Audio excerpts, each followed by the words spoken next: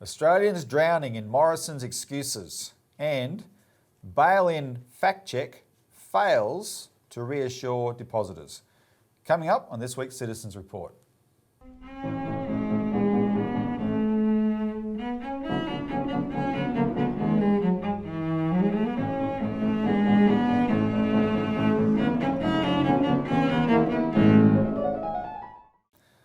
Welcome to the Citizens Report for the 11th of March. I'm Robert Barwick and I'm joined today by Citizens Party founder and leader Craig Isherwood. Welcome, Craig. Yeah, thanks, Robbie. Good to be back. Good to have you back. And amid all sorts of strange circumstances, but which we're going to cover in this week's show. First, we're going to be talking about the flood crisis, Craig, and just the absolute lack of duty of care by this government, but how that's been a long time coming and how we need institutions that can give governments the powers to do what has to be done in these circumstances. And AAP, the news agency, Australian Associated Press, has fact-checked our claims about bail-in. And unfortunately, they didn't do a very good job. So we're going to talk about that as well. Please like this show. Remember to subscribe, and when you do subscribe, click the bell icon so you get notifications of new shows when they're posted, and share widely so we can get this valuable information out. And the AAP information especially is, given that they've dealt with this issue this week, and we've been banging on about it for 8 years. Yes, 2013. Right? Yeah. You get that alone tells you that the Citizens Party is ahead of the game. So our information is important to get out there widely. All right, Craig, let's get into it. Australians drowning in Morrison's excuses. And I think the whole country's getting to the point where they've had enough, because natural disasters happen. We know natural disasters happen. It's what do you do to plan for them, and what do you do to respond to them. And ever since Scott Morrison said he doesn't hold a hose, people have noticed that every time something comes up, it's not his fault. It's not his fault, and he's full of excuses. It's not his government's fault. Right? State government responsibility. Don't look here. Yep. So in this case, look, this is a massive flood. The front, Craig, I got onto Google Earth and actually did the distance measurement. If you take from Wollongong to Gympie, that's 1,000 kilometres of coastline, right? And essentially, that's what was flooded, but with real inundations at certain points. And of course, the big one for this flood was Lismore, which it turns out is a place that's well used to being flooded, but this was a record for Lismore.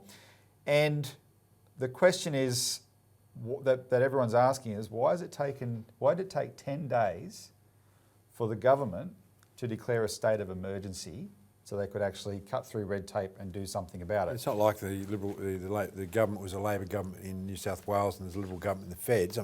This is the same Liberal Party, federally and state. So what's the hold up here?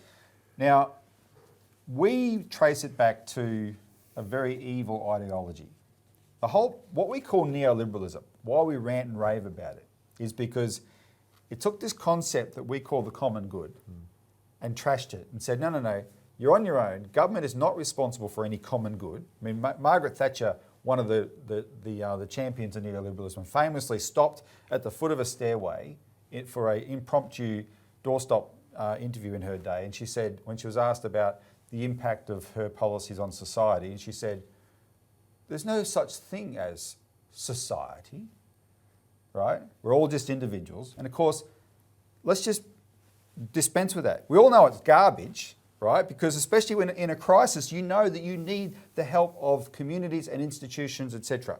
But this ideology has infected everybody, and we've never seen a worse example of that than Scott Morrison. Now, he is particularly bad. He deserves to be singled out. And the proof of that is I want to play the clip of Barnaby Joyce, the Deputy Prime Minister, being interviewed by 7:30 Report the other night, earlier this week.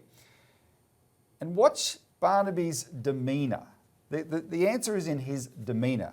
And I would go so far as to say, Craig, that even Barnaby personally is incapable of being as bad as Scott Morrison in this area, except Morrison's the boss, right? And Barnaby is trying to justify the unjustifiable, explain the inexplicable, and it's not we know what Barnaby Joyce is like as a personality. This is not Barnaby Joyce. This is the ghost of Barnaby Joyce, because this is so unconscionable how pathetic this government is. Just watch.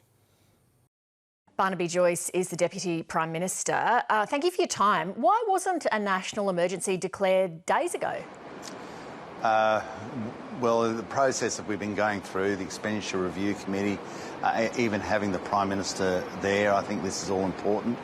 Now, obviously, in the future, you can always look back and say, I would have done things differently, but we've got to make sure that as we go through this disaster, that we look to the future, and it's been declared now. This allows us to get through the bureaucratic process a lot quicker. I do think at the start... Sorry, can I just interrupt? Sure. I mean, firstly, do you think people on the ground really care about whether the Prime Minister's there or not? And what you've said so far doesn't really answer why this couldn't have been declared a national emergency. It was obvious, surely, a couple of weeks ago that that's what it was. Well, I know the people on the ground would be incredibly upset. They'd be very angry. They'd be frightened. They'd be very apprehensive about the future. And a national emergency, one of the biggest parts of it is to get through the bureaucratic process in a more efficient way. The resources, of course, have been going into these areas, but to get through the bureaucratic process, as the bureaucratic process becomes more pronounced in what we have to do as we go forward, then I think that it's going to assist us a lot from here. I grant that if people say, well, it should have happened last week, well, if we made that mistake, we made that mistake, and we're sorry for it. But to get through the role of government in a more efficient and expedient way, that process is now in place. But on this question of efficiency, the Royal Commission into the Black Saturday bushfires heard that as a result of what was learned from that disaster, Commonwealth emergency response in future would kick in before a disaster became more severe, and that there would be a more coherent, preemptive and expeditious mobilisation of federal resources. And that's not what happened here. Well, we thought, like the payments in Cat A and Cat B, Category A and Category B payments, $1,000 for adults, $400 for children, that has been announced. The process of evacuation assistance by the ADF, that was in place, making sure that we get issues such as transport corridors open up as quickly as possible. That is in place. Evacuation processes and getting people into hospitals as required in other areas. These processes, it wasn't as if there was no process in place. And in any disaster, we acknowledge that if there are areas where you can do it better in the future, you do. Nothing is perfect. The whole purpose of government is to do the best job, and if you have an area where you can improve in the future, then that's what you do. You learn from these things. It's an incredibly dynamic and desperate situation, and how you deal with it is as best you can in the circumstances. So, I mean, that's, to me, Craig, that's incredibly striking. And I'm not a fan of Barnaby, right? But, you know, he is eating SHIT, right? Because this is so bad. You know, look, this is the guy that called for the Bradfield scheme. Where's that gone? Yep. What's happened here? Did he become Deputy Prime Minister and disappeared? He's in more power now than he's ever been, and he's not actually calling for the projects he called for in opposition. Well, not opposition, but when he was a backbencher and so forth. Yeah, and no, because that's right. He has instincts that are seemingly impossible to deliver on when in government, because they're captured by this neoliberal ideology and vested interest. I think, I really do want to underscore this discussion on neoliberalism, Robbie, because I don't think really people understand what this really means. I mean, if you go back to look at Curtin and Chifley and old Labor, they had the interest of the Australian people front and centre during the war. This was a concept of what the old Labor Party used to refer to as the common good or the general welfare, as a principle, where you say, in government, our responsibility is to look after the people, the population as a whole. And they did a magnificent job saving Australia from invasion through the collaboration on this principle. And we actually transformed our economy. What happened? They said, no, private banks, we're going to use the power of the Commonwealth Bank to put you in your corner. We're going to have regulations to control your greed. Everything that we've seen in the private banking system was regulated and controlled for the public good. Back then, we'll talk more about this, we had insurance companies that actually operated on the basis of the common good more than they did today. They were still private, quite a lot of them. But there's also state ones, example of state ones, which we'll talk about. But this principle, this is transformative if you follow it. And we're not talking about... It's transformative because you can solve problems if you want to. Well, look, there's so much, and unfortunately, the history on this subject is not taught. You go back and look at what was done with the Reconstruction Finance Corporation under President Roosevelt in the United States. I mean, what was the reality there? The day before his inauguration, 49 out of the 50 states had all their banks closed. People were terrified. So the subject matter of his discussion was there's nothing to fear but fear itself. And then he embarked upon policies to support the general welfare. We saw the introduction of Glass-Steagall, which stopped the speculation that had caused the problem in the first place. But then he basically put millions upon millions of people into work. He organised the Homeowners and Loan Corporation to stop people from being foreclosed upon. The point is that when you put the concept of the general welfare first as a political principle, you can come up with the solutions. Unfortunately, what you see with Morrison and why he's so bad, he doesn't have that principle. He has the principles of the big four banks first. Let's look after the banking system first. To hell with the people, banking system first. And you can look at his attitude, go back and look at his attitude to Christine Holgate, where she was fighting for a postal bank. She saved the licensed post offices under her leadership. But she must go because the ideology of this government was sell off Australia Post. Who the hell cares about licensed post offices, operatives and families anyway? This bastardry, this attitude is what you see time and time again with the bushfires and now with the floods. And Craig, you were right to trace it back to Roosevelt because you could actually draw a line where what Roosevelt started doing in the Depression, Labor Party here in World War II was able to implement the same type of intention. So by the end of World War II, this had become a new standard actually for how government should operate around the world. The British Labor Party took office, they nationalised the Bank of England, they put in place these public institutions like the National Health Service, etc. And they're all on the same page. And it's known as the post-war settlement. And what happened was the neoliberals saw that and they said, we, the private elite, right, the private financial elite, we're losing our power to government institutions. We have to destroy and undermine government. And that became the revolution in the late 70s and 80s. It came in with Thatcher, Reagan, Hawke and Keating here, Roger Douglas in New Zealand. And now we've had 40 years of that. It was brought in by we've done a lot of work on this. We actually published a whole newspaper called the New Citizens, secret institution taking over Australia, the Mont Pelerin Society.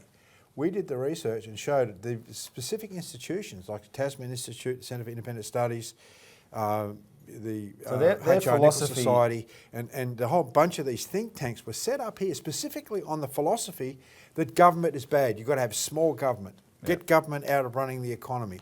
And basically this neoliberal ideology took over. It was an operation. Right? Now that operation can be reversed, and that's what the Citizens Party represents. And what happens is that people are susceptible to the arguments until they need the institution that only the government can provide.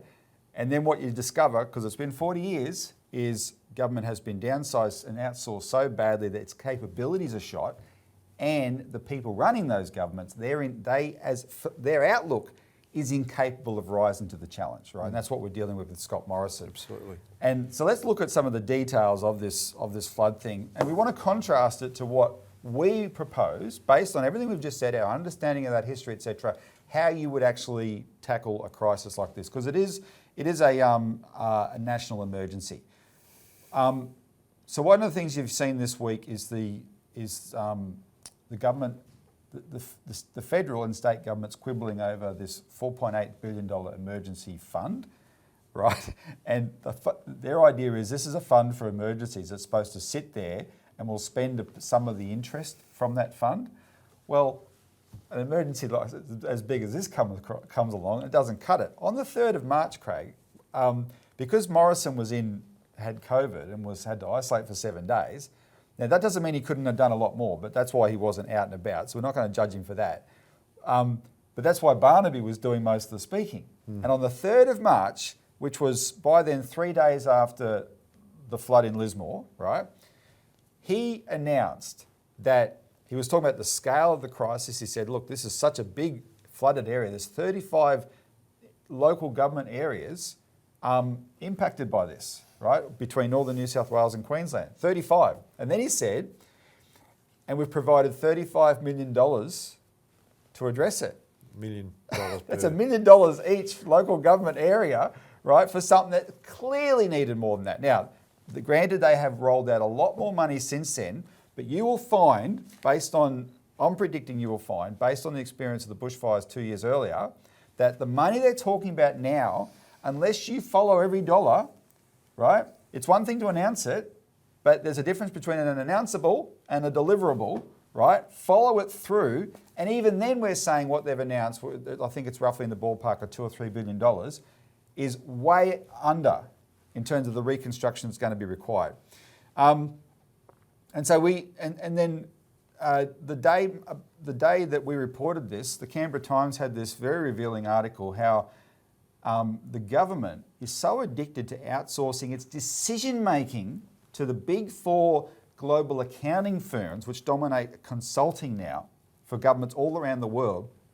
They're getting from this government $2 million a day payment, and of course that helps because they actually donate to the government. But that was a stark contrast then to the $1 million each LGA that the government had announced, right? That's all. I mean, absolutely shameless. And so we posed the question in our press release we put out this week, what has happened to Australia? And a fascinating contrast comes from comparing what you've seen so far in the Lismore flood and general flood response to Cyclone Tracy in 1974 and how the government then responded to that, right? And just broad brushstrokes is all we're going to cover, but they tell the story. Cyclone Tracy hit very early in the morning on Christmas Day, 1974. 80% of houses in Darwin were destroyed, 80%. 70% of all buildings were destroyed. By that evening, the relevant minister, Rex Patterson, and Major General Alan Stretton, someone I actually got to meet not long before he died, Major General Alan Stretton, who was in charge of the government's response, had arrived in Darwin to take charge. They decided that because so many houses were gone, the city had to be evacuated, or most of them, and they were going to leave 10,000 men behind to help with the reconstruction. So they had 35,000 people to evacuate. That evacuation was completed by the 31st of December, right? Within 6 days, it was done. How did they do it? The government immediately recalled all ADF personnel, Army, Navy, Air Force, who were on holiday leave. And because it was Christmas, a lot of them were on holiday leave. They were all called back. Every Air Force transport plane was deployed up there, every single one, and 13 Royal Australian Navy ships were deployed to it. And that still to this day is the biggest peacetime operation in the Australian Navy's history, that Cyclone Tracy operation. Now that is using the military for the public good, right? Look at what we've seen in response to this. It took them 10 days to declare a state of emergency in the floods up here. The ADF has been severely criticised, and a lot of it's not their own fault. They can only do what they're deployed to do. But the criticism includes some stuff that frankly Australians don't understand. They decided it was not safe enough for them to rescue people from their houses at the height of the storm and the flood. And so every day, ordinary citizens were doing it. And I can assure you, many ADF personnel they know they could go to war and get shot at. They would not have been the people to say, why can't we think it's too unsafe to rescue people. That's what they're there for, right? People just don't understand that, and that's understandable. But that's whatever decision, however that decision was made. The bigger decision is who decides when and how to use these people. We'll talk about Peter Dutton in a minute, but just to give you some numbers, there's 60,000 active duty ADF personnel in Australia, 30,000 reserves. Right now, there's 2,200 of them in the flood area, and they plan to scale it up to 6,000. Right? out of 60,000. Give me a break. You know, these people need masses of support for massive cleanup, etc. That's what this institution is perfectly capable of doing, right, when it matters. And no one wants to deploy them. And the minister who's responsible, the defence minister, this captured everything. It's a subhead in our press release, go fund yourself, because Peter Dutton presides over a $44 billion budget, yet because Brisbane was flooded as well and his electorate is Pine Rivers, he set up a GoFundMe page for flood reconstruction in Pine Rivers. And as of now, it's raised $27,000. Yep. Right? You know, and that's ridiculous enough, but it's symbolic of the whole thing. People in Lismore were funding their own helicopter rescues. Right? That's what this country has. This is a government that's incapable of responding to the needs of the people. I found it, Robbie, that cartoon that you showed us the other day, which we should put up on the screen, because look, that says it all. This government is trying to change the narrative to be the khaki election, you know, strong on self-defence. And defence and so forth. We're going to war, boys. We're going to war, all that sort of stuff. And then you get this sort of catastrophe happening and screwing up the entire thing. But the response is the same. Yep. It's the stupid idea. People should, and I think it's only raised $27,000. And we need millions upon millions of dollars to solve the problems here. You know, there's all sorts of interesting anomalies that get thrown up by these events. Like, for example, you've got thousands of people now that are homeless. Long-term homeless in Lismore. They can't live in these houses. There's a backlog of insurance assessments. You know, where are the materials going to come from to rebuild these homes? Where's the labour going to come from, the qualified builders to do this sort of stuff? So this is a long-term problem. Now that this has happened, the government's committed $550 million now to bring in portable housing. So they're starting to move motorhomes up into the Lismore area for people to live in. But there's not that many mobile homes that are available. I mean, here in Victoria, the government's built this new complex at Mickleham, which can also double up as emergency housing for this particular region, but the people of Lismore can't live in Mickleham here in Victoria.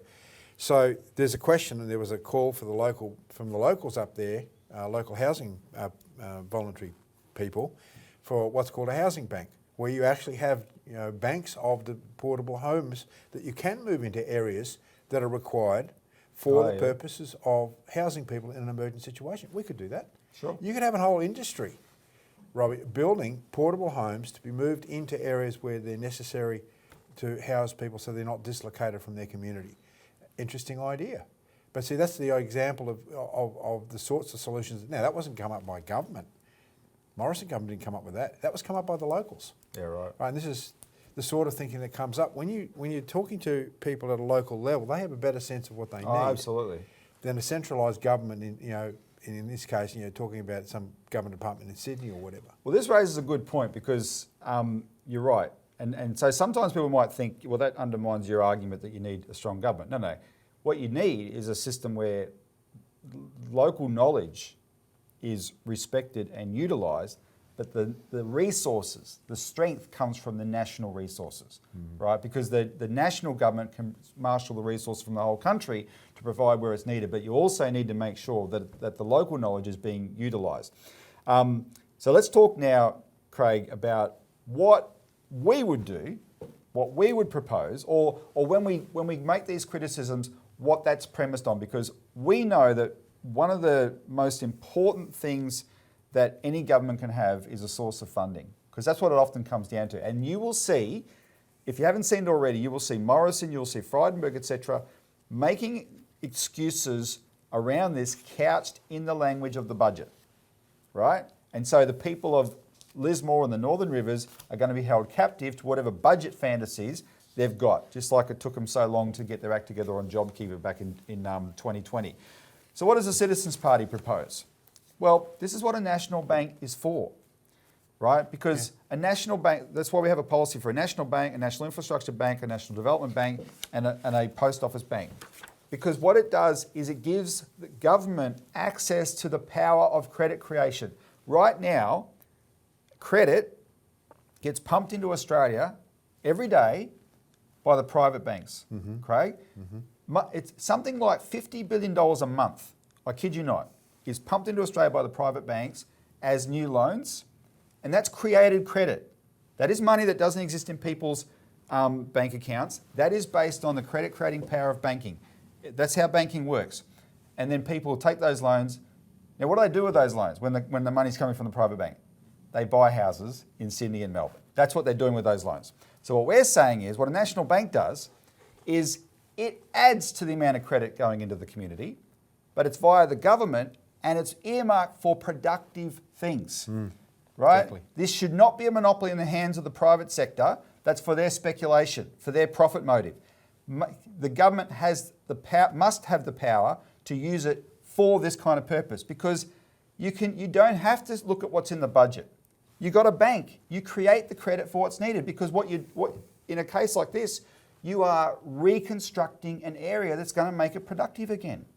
That's why you do it. So that's our policy. We also have, related to this, we did an article last year.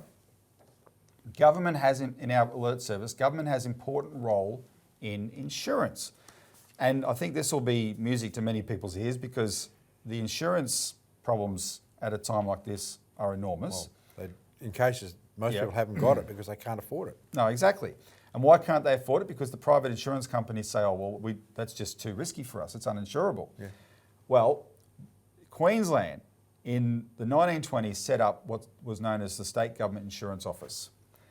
And it was an insurance company that worked brilliantly, because what it is if you have insurance and everyone pays in, you create a bigger and bigger pool of money. But if the government does it, has an insurance company, it's not taking a chunk of that money out for an annual profit. That money stays in there. And you're only paying out for disasters. And there's never a disaster everywhere at once, right? And so even when you have a big one, you have capacity to insure. And what happened when they privatised this, like all private insurance, they have to keep their profit, right? Their shareholders demand you cannot drop profits. So it becomes harder. What the insurance companies do? They stop insuring whole sections of the community. And that exactly happened in Roma in Queensland. Yeah, tell that story. Because look, back in 2012, there was some very bad floods up at Roma, and a lot of the insurance companies said, well, we can't insure you anymore because there's too much risk. So what the people of Roma did, and the local council there says, well, let's build some levy banks and mitigate the risk. So they spent a mere $8.3 million, Robbie, on building a levy system to mitigate. It was on three different stages, and that actually then protected 550 houses in the town of Roma and about another 35,000 land portions around the area from just doing that. And of course, the insurance companies came back in after that and said, oh, the risk is gone, now we can then insure you. And where they did offer insurance, the premiums dropped by 45% because they then saw that the risk was gone. But there's an example, right, of, again, human ingenuity going, so we can solve this problem by building these levy banks here and this drainage channels and so forth to mitigate the risk. Now, you have to ask the question, why wasn't that done in Lismore? Or what could have been done in Lismore? This is the town that you were telling us this morning. Out of the last 100 years, they've had floods in 90 of those years, or 90 floods in 100 years. I mean, so it boggles the mind is, if that's the case, where is the government action in order to mitigate the risk, even if it's a serious flood? And then you've got to ask the question, why are people building on floodplains? Yeah. Right? Okay, it's a 1 in 100 year flood, which they can't get insurance for in their houses because the insurance companies know they're building on a floodplain. They say, no, the risk is too high, we can't insure you. So people go and build pretty new houses on these floodplains, and all of a sudden you get these massive floods. People have lost everything. But where's the responsibility lie? It does come back to the responsibility of government to say, no, you can't build here because this will go underwater. It may not have gone underwater for the last 30, 40 years, but it will go underwater. And this is what's happened at this particular time. So how do you deal with that situation? Do you just blame the people and you say you've got to walk away and lose everything? No, there has to be, we believe there has to be a compensation scheme, and that could be done through paying out the capital improved value of properties through a system of national banking and so forth. Yep. And look, it was done under the Grantham floods in 2000, I think it was 2010. I think the Grantham floods up in, I think they relocated 100 different, 100 houses there. The council bought them out and they relocated people because it can be done by government. But this is, private interests aren't going to step in and do this, and this is a role for government. This is a role for the general welfare. You can't build on a floodplain. I'm sorry, but it might look good. It might be a nice place. It might be picturesque and all of that. You build here, you're going to go into wood. And it doesn't have to just be negative, Craig. You get what you need. This is where Morrison's excuse overnight that this is state responsibility. That's what's in the papers today. He's always trying to pass responsibility. No. This is such a big area. You need to oversee the whole lot of it, and you say, what's the solution for everything, right? And if that means that part of the solution requires moving part of Lismore, as well as flood mitigation infrastructure for Lismore. There is a local proposal for a dam above the town that's never been built, right? That's always been shelved. That would have that mitigating effect, hold back some of the water, give them more time. We'll do more on this next week because we're doing some research. There's a local community group that's speaking out about how before 2010, even though they were living in a city that's prone to flooding, they had better systems for warning, for evacuation, all that sort of thing, and then that got centralised to Sydney and they've lost that capacity, right? All these sort of things need to be looked at. So when you look at the whole picture, you look at the systems, you look at the infrastructure, you look at the reconstruction, etc. You need the commitment of the national and state governments to do this, and the local governments, and how do you provide the resources, and that's where the bank comes in, right? Yeah. So what we propose, our bank would be available for precisely this purpose. This would be when it shines. But get this, it doesn't have to be, we don't have to wait for the Citizens Party to get elected and pass a bill to set up this bank. Because Australia already has a national bank, we just don't use it as a national bank. It's called the Reserve Bank of Australia. It was made independent in the 1990s, so no politician thinks they can do anything to it, tell it what to do, but they can. In the legislation of the Reserve Bank of Australia, the preamble says it must make decisions for the benefit of all Australians, right? And that's an overarching statement that justifies this kind of directive. And second, in the legislation, it says that the government can give directions to the Reserve Bank, and if the board of the Reserve Bank disagree with those directions, the will of the government prevails, right? And so the contrast, Craig, is to what Josh Frydenberg and the banks did, and the Reserve Bank did, to save the banks, the private banks in 2020 when the pandemic hit. The Reserve Bank conjured up $200 billion like that as quantitative easing to inject into the private banks. That's what they did in 2020. That's the capacity, right? They have that capacity, and the government could say to them, look, we need you to function as our bank and issue that kind of credit to us for this kind of reconstruction, and they can do it today.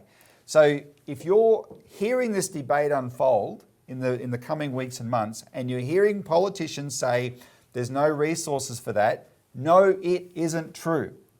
And I want to end on this little fact that came out of some of the research we've already done, Craig, which is a contrast between this area of New South Wales, which is prone to flooding. We know that, right? The Northern Rivers, and I got to drive through there just after Christmas, and for the first time I saw how big these rivers are. My eyes were really wide, right? This is a flood-prone area. Well, there's plenty of other flood-prone areas in the world, and one of those is the Netherlands, right? If the Netherlands doesn't have good infrastructure, it doesn't exist as a country. Half of it's under the sea level, right? Here's the contrast. There's a ratio. In the Netherlands, 97% of what it spends on flood-related spending is mitigation. Yeah. It's infrastructure. Yep. 3% is clean-up. Mm-hmm. In the Northern Rivers region of New South Wales, 10% of what's spent on flood-related spending is mitigation. 90% is clean-up. Robbie, there's another example, a very important one called the Tennessee Valley Authority in the United States. This was established by Roosevelt again after the Depression, or during the Depression, in order to deal with this flood mitigation issue around the towns of Chattanooga in Tennessee and so forth. I mean, what you're talking about here, there was approximately 4.5 million acres of land that was regularly being flooded and unusable. Yep. And only 1.5 million acres of that land was actually able to be farmed. So what Roosevelt did says we have to fix this flood problem. So it took a national approach. It funded it through the Rural Finance Corporation, Reconstruction Finance Corporation, which was acting like a national bank. So all the predicates for this sort of problem solving exist, but it's not done through private channels. No. So therefore you have to have a revolution in the thinking by government of how this is done through the idea of putting the general welfare first, and in this particular case, I mean, you're talking enormous project that even our own, Lance Endersby, for example, went over and studied the Tennessee controlled Valley. flooding. It brought electrification to the poorest areas of the United States. It controlled diseases, mosquito-borne diseases. You're right, it inspired the Snowy Mountain scheme. Yes. It also inspired, at the time, in the 30s, there was another country that looked at this Tennessee Valley Authority and said, we want that here, and that was China. Yes. And eventually they got it there, and that's called the Three Gorges Dam, the biggest dam and power station in the planet there, and partly what it does is flood control as well. Well, TVA covers the same size as the state of Victoria. Right, so you've got to look at this from a national approach, and the problem we do have in Australia is you have the state versus federal government, state versus state rivalry when it comes to large projects. But I mean, the biggest, you pointed out the other day, if the money's there to fund it, no state's going to turn it down. The states and feds are always fighting over who's going to pay for it. If the feds ever said, hey, we've got a bank, we'll pay for it, no state government's ever going to There'll be lots of photo ops between opposites. They'll all be good friends. Yeah. All right. We will follow this through because I don't think people are, maybe they do, but it's easy not to appreciate how big a deal these floods are. And you can have all sorts of theories about them, but you've got to get in there and actually have solutions, and we're going to follow that through and give people a sense of what means are available to government that this particular government has no intention of following. But we have to change the system in Australia if we're going to survive. All right, Craig, let's do this briefly, but I do want to do it. We don't want to ditch this because AAP fact-checked us this week. So we're going to talk about that. Bail-in fact-check fails to reassure depositors, but the main thing is we'll write an article. We'll do a release on this, and you'll be able to see it on our website. But I just want to go through the highlights of what AAP did, and I'll need to put my glasses on for this. All right, so on the 7th of March, this was the headline. Claim that government can grab bank deposits in a crisis has no currency. I thought that was a clever headline. So the claim was this. This is the quote. The government can take any deposits in excess of $250,000 from your bank account, and instead you can receive shares in the bank. That was what was claimed, and AAP said, our verdict, false. The claim is based on opinions that have been investigated by a parliamentary committee and found to be unsupported. And then they make the point that they are responding to a social media influencer in the Gold Coast who, I can't even pronounce his name, Espen Hjälmby, had made a video about this on February 24, and he told his followers, Google bail-in law 2018 Australia. And AAP acknowledges that when they did that, they came across the Australian Citizens Party, because we are the ones, and our regular viewers would know this, that led the campaign on this. Then they quote Hjälmby saying this, quote, they snuck in a new law, snuck it in the back door with some of the people voting it in, awake and voting it in. The rest were asleep. A law that says the government has a legal right to drain your bank account of anything above $250,000. End quote. Then they say that mirrors us. Now, then what they did is they took a literal reading of Hjälmby's statement, because I don't think even Hjälmby was saying that the politicians were asleep and this was done in the middle of the night, because it wasn't true. No. I was there. I've told this story on this show many times. I was there when it happened, but there was only 8 senators present in the chamber, and it didn't go to what's called a division where they ring the bells. And the reason it didn't go is because... No one said no. No one said no, and that was deliberate, because outside the chamber, One Nation had already told the government they intended to put up an amendment to this bill, and the government knew that, and they didn't want that amendment moved, right? And so by not ringing the bells, One Nation didn't know the vote happened. And when no one said no, it passed what's called on the voices, and that's how this 2018 law passed. And then that led to us in 2020 working with One Nation, Senator Malcolm Roberts, to put up the amendment they intended to move then as a bill. And that bill led to an inquiry, which is what this fact check references, and the inquiry basically said, no, the concern about bail-in is wrong, right? And this doesn't need to be passed. It went to a vote, and the amendment didn't pass. But we said, well, you had a chance here to clarify the law, right, so that people could be reassured, and you have missed that chance. And so it's 18 months later now that AAP is raising this, and you've got to ask why, because a lot of, there's actually, we've even been raising it more recently, maybe for the same reason as AAP. There is real reasons to be concerned about the stability of the financial system, the banks, and when that concern comes up, the concern about bail-in also comes up. So what we're saying, Robbie, is that the amendment that Malcolm Roberts was going to put up was simply to clarify the bill and make it absolutely clear that what the government was saying was going to be the case, that deposits cannot be bailed in. And we're saying, okay, great, well, let's just clarify that and have it crystal clear. Remove all doubt. Remove all doubt, and they said, oh, we're not going to do that. No. Now you've got to say, well, why wouldn't they want to do that? So what I did, I'll just go through this quickly. I put out a tweet in response, a tweet thread it's called, in response to AAP and this fact check. Now, apart from AAP taking the word of the government, they also interviewed 3 legal professors. And frankly, most of those legal professors were not addressing the main point. But I'll start with my last part of the tweet first, because this is my first criticism. AAP chose to fact check this social media influencers' statements. Yet they know that we did the work on this. They didn't fact check our statements. What we were saying, yeah. Right? Because we didn't put it the way the social media influencer put it. We were very careful in how we put this question. They knew we were the source. Why didn't they come to us? Right? Because first of all, well, I would have given them the context of why this concern happened. So let's just go through it quickly in the time we've got.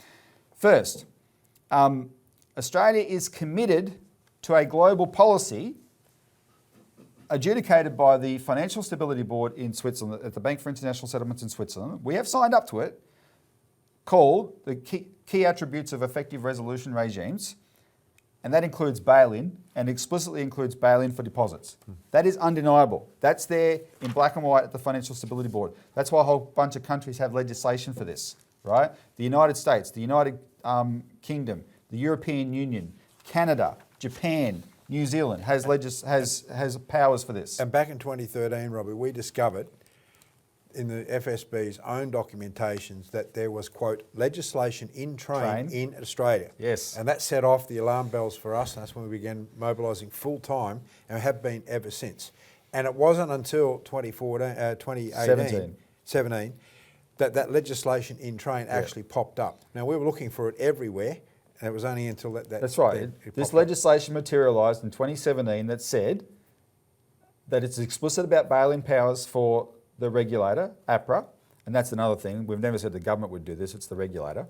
And it said these bail-in powers, conversion or write-off provisions, you either convert deposits into shares or you write them off, right? Apply to these types of hybrid securities or any other instruments. That's what the legislation says. And we said, whoa, we know bail-in around the world applies to deposits. You're passing this, you're making this about hybrid securities, but then you've added those words. What are those words for, right? And that's where our alarm came from, because you're right. For 4 years, we've been on the lookout for this legislation that the Financial Stability Board had been told by the Australian government was in train, right? So, the second point we made in the tweet, the Financial Claims Scheme $250,000 deposit guarantee does not apply to this at all. We've never said that this is even related. It's the politicians that have always said it's related. Oh, don't worry, you're covered by that. Why doesn't it apply? Because one, it is unfunded. There's only a $20 billion provision, and that's not even earmarked yet. It's just a provision, and that is not enough to cover the deposits in Australia, or even the deposits in any of the big 4 banks. It is unactivated because the financial claims scheme is only activated after a bank fails. And bail-in is not for after a bank fails, it's for before a bank fails to stop it from failing, right? And so, sorry, that is not a reassurance. So we made that point. Third, we quote one of the legal experts who was that AAP relied on, University of New South Wales Scientia Professor Ross Philip Buckley from the Faculty of Law and Justice, and he said, an extreme and strained reading of a phrase in the legislation could lead to that result, but it is not a reading any Australian court would adopt. Well, Who says? Well, I wrote, a legal expert said the concern of deposit bail-in is based on an extreme and strained reading of the 2018 law. This absolutely supports the Citizens Party's point that the broad wording of the law does not give absolute protection for deposits against bail-in in extreme 2008-style crisis. That's the point. Where we're looking, we put up an amendment to give absolute protection. The fact that an extreme and strained reading is still possible, that's what we're trying to stop entirely, right? We want to make this foolproof, and that's what the government objected to. The fourth point I made is Citizens Party's campaign and Senator Roberts' amendment sought to amend the law in abundance of caution to remove all doubt, ensuring the legislation states what the government claims. Former opposition leader John Hewson said passing the amendment was a no-brainer. We can put that tweet up on the screen. And in fact, a former director of the Banking Association, Craig, who was also an advisor to John Howard and Alexander Downer, he came out and participated in the inquiry, and he said, no, the concern is right, the law is ambiguous, but then he said, but it should be clarified the other way because deposits should be able to be bailed in. Right? but the most important point is he agreed with us the law is ambiguous. That's all we were saying. The law is ambiguous and you cannot allow that if you want confidence in the financial system. Anyway, and then as I said, I made the point, why didn't they contact us? And the other thing is, when you do understand the bail-in issue and you know about it being used around the world, there are some places in Europe where it's been used repeatedly, right? And it takes it away from being an academic debate like in Australia. It's a real thing. And that's why we're trying to guard against it, right? And it's been slow in Australia because we've stopped it, Robbie. Yeah, the Citizens Party. We've created merry hell. It's us they're trying to get around. Yeah, and the point is that MPs don't know about this stuff. So you bring it to their attention. Oh no, it's not possible. They've got this bail-in guarantee of $250,000, or there's no bail-in. You're not going to steal deposits. That could never happen. It never happened. But MPs, unfortunately, aren't the most informed people. So when they start to see this, the initial responses couldn't be true. But then you start to explain it a bit more deeper, then they start to realise, oh, are we going to be in the hot seat for this one? I tell you what, there's a bunch of them in there who do know it is true. Yeah, they know. They're starting to wake up. But Craig, we're going to keep fighting on this. Yes. We'll put out a release on this with more detail for those who are concerned. We do need to get this amendment back into the Parliament to try and still clarify this question. But we're out of time. Yep. So thanks, Craig, for You're joining welcome. us. Thanks to the viewer for tuning in. Tune in next week for more of the Citizens Report.